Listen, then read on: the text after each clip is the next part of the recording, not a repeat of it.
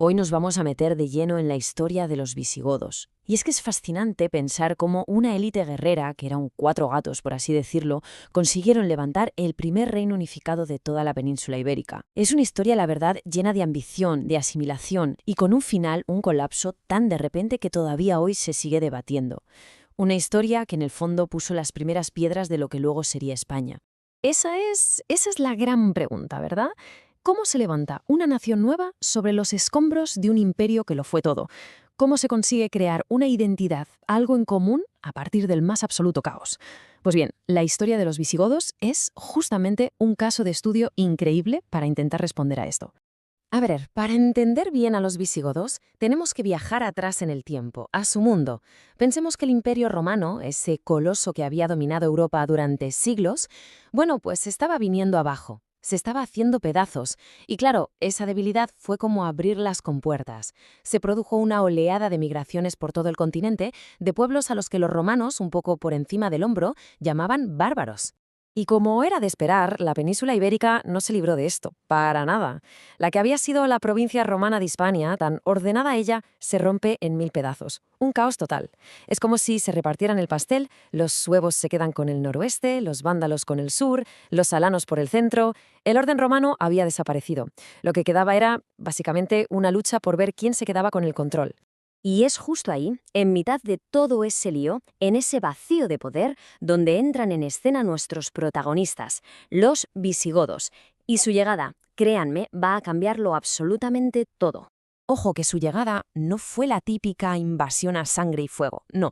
Al principio los visigodos entraron como mercenarios. Vamos, que el Imperio Romano ya en las últimas les pagaba para que hicieran el trabajo sucio, para que echaran a los otros pueblos de allí.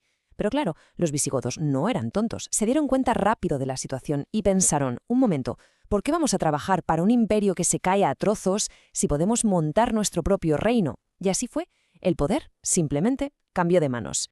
Esta cronología lo resume muy bien. Primero llegan como aliados de Roma. Luego se asientan en el sur de la actual Francia, en la Galia. Pero, ¿qué pasa? Que en el 507 los francos les dan una buena paliza y los empujan hacia el sur. No les queda otra que cruzar los Pirineos y asentarse ya de forma definitiva en la península. Y es ahí cuando de verdad empieza todo. Fundan su reino con capital en Toledo. Vale, ya están aquí, pero una vez que se asientan, se encuentran con un reto, pero un reto gigantesco. Porque una cosa es conquistar y otra muy distinta es gobernar. Y sobre todo, gobernar y unificar una tierra que estaba súper dividida y era muy diversa. 6 millones. Se dice pronto, 6 millones.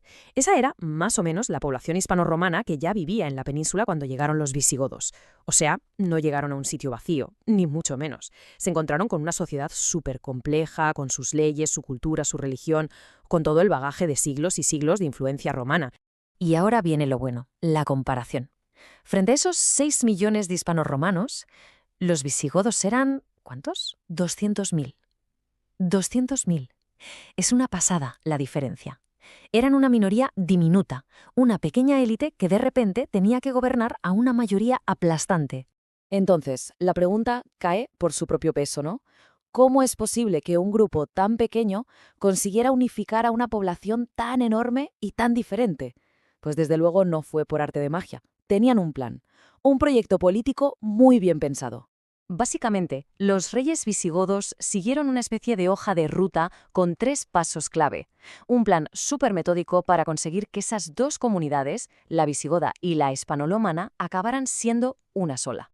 Este esquema lo deja clarísimo. Su estrategia era partir de una situación de diversidad total, dos pueblos viviendo juntos pero no revueltos, y caminar hacia la unidad. ¿Cómo? Pues apoyándose en unos pilares fundamentales. Primero, unificar todo el territorio bajo un único rey. Segundo, adoptar una misma religión para todos. Y tercero, y súper importante, crear una única ley que valiera tanto para unos como para otros. Y esto no fue solo teoría, lo llevaron a la práctica. Vamos a verlo. Primero, la unidad territorial. Ahí tenemos al rey Leovigildo que se lía la manda cabeza, conquista el reino de los suevos y consigue controlar prácticamente toda la península. Luego la unidad religiosa, que fue una jugada maestra. Su hijo, Recaredo, abandona el arrianismo, que era la fe de los visigodos, y se convierte al catolicismo, que era la religión de la inmensa mayoría hispano-romana. Un movimiento político de 10. Y para rematar, llega Recesvinto y promulga el Liber Judiciorum, un único código de leyes reyes para todos, acabando así con las diferencias legales entre visigodos e hispanorromanos.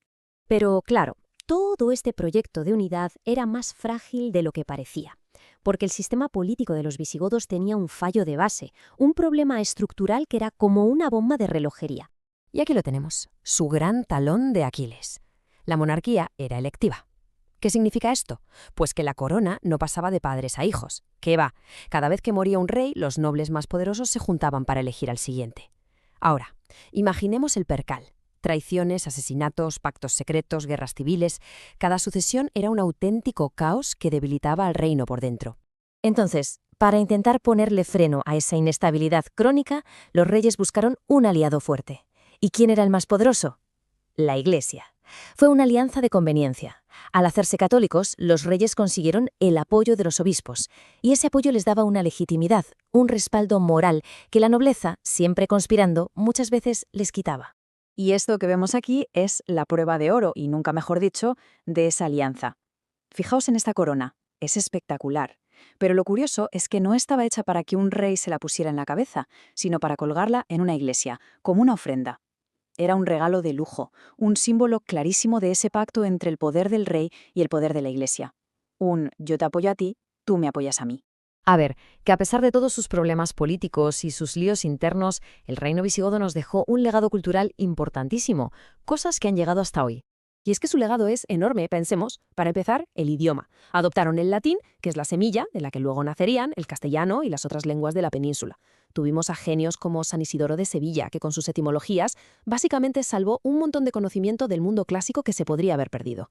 Y en el arte, pues fueron unos pioneros, introdujeron elementos como el arco de herradura, y como ya hemos visto con el tesoro de Guarrazar, eran unos orfebres absolutamente increíbles. Y llegamos al final. Y es que después de 2 siglos construyendo un reino, todo se vino abajo. Y no poco a poco, no. Fue de una forma rapidísima y súper dramática. Miremos un momento esta cronología. Tardaron más de 150 años en unificarlo todo. El territorio, la religión, las leyes, 1 siglo y medio. Y de repente, en un solo año, en el 711, ¡pum!, todo se derrumba. ¿Pero cómo es posible? ¿Qué pasó? Pues la respuesta tiene un nombre: la Batalla de Guadalete. Allí, en el 711, un ejército que venía del norte de África, una mezcla de árabes y berberes, se enfrentó al ejército visigodo del rey Rodrigo. Y bueno, la derrota para los visigodos fue absoluta, catastrófica. Y con ella, el reino entero se desplomó. Pero aquí está la clave para entenderlo todo. El reino no se derrumbó solo por la fuerza de los que llegaron de fuera. Se derrumbó sobre todo por sus propias debilidades internas. El mismísimo rey Rodrigo estaba metido en una guerra civil cuando llegaron los invasores. Así que no se encontraron un reino fuerte y unido, sino uno roto, debilitado por sus propias peleas. Al final, su gran problema, esa monarquía electiva, fue lo que les llevó a la ruina. Y todo esto nos lleva a una última reflexión. ¿Qué fue entonces el reino visigodo? ¿Un proyecto fallido? ¿Un castillo de naipes demasiado frágil que se vino abajo al primer soplido? ¿O fue algo más? Sentó, a pesar de su final tan abrupto, las bases territoriales, religiosas, culturales, sobre las que muchos siglos después acabarían haciendo España. La verdad es que, como casi todo en la historia, la respuesta no es sencilla y tiene un poco de las dos cosas.